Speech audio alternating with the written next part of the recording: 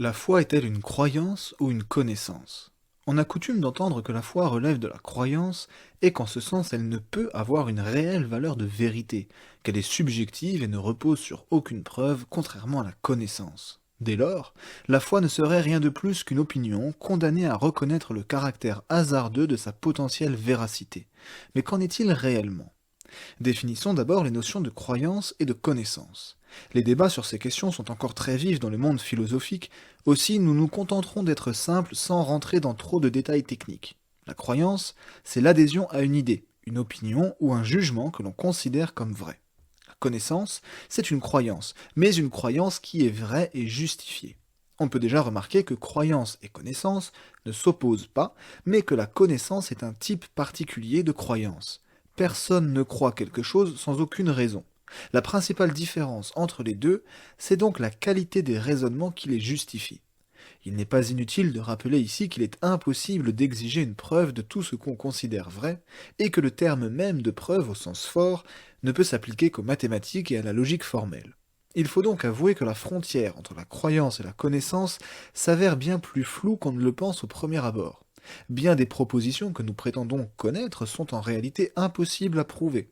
Il en est ainsi, par exemple, de l'existence réelle du monde extérieur, ou des principes fondamentaux de la logique, ou encore du fait que je sais avec certitude que je me suis couché à 23 heures hier soir. La différence entre la croyance et la connaissance apparaît alors être surtout une question de degré. Mais on peut également ajouter une notion de démarche. Il semble raisonnable de donner le caractère de connaissance à une croyance rationnelle, c'est-à-dire non contradictoire, une croyance fondamentale ou s'appuyant sur des croyances fondamentales, je vous renvoie ici à l'émission Comment peut-on raisonnablement croire que Dieu existe, et correspondant à la réalité, c'est-à-dire une croyance qu'on a préalablement éprouvée. Mais ce qui nous intéresse surtout ici, c'est le rapport de la foi à la notion de connaissance.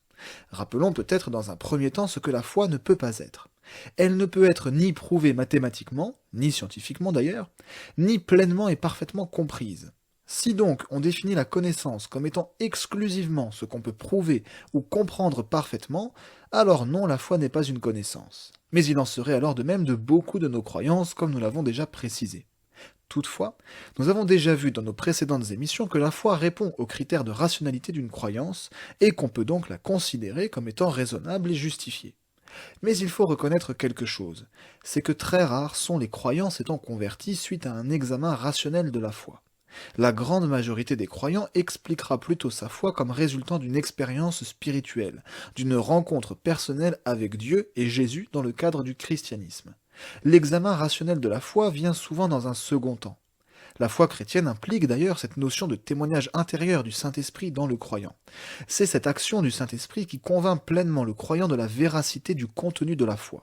Dès lors, à la question la foi est-elle une croyance ou une connaissance, le croyant que je suis répondra plutôt que la foi est une assurance, une certitude extrêmement forte, résultant de l'action même de Dieu en nous, de la soumission de notre volonté à Dieu, et confirmée par l'examen rationnel. Pour conclure, la foi chrétienne étant avant tout une connaissance personnelle, une relation intime avec Dieu, elle est par conséquent dotée d'un degré de certitude relativement élevé pour le croyant. Se pose alors la question du degré de justification que peut prétendre avoir ce type de connaissance. Ce sera le sujet de notre prochaine émission.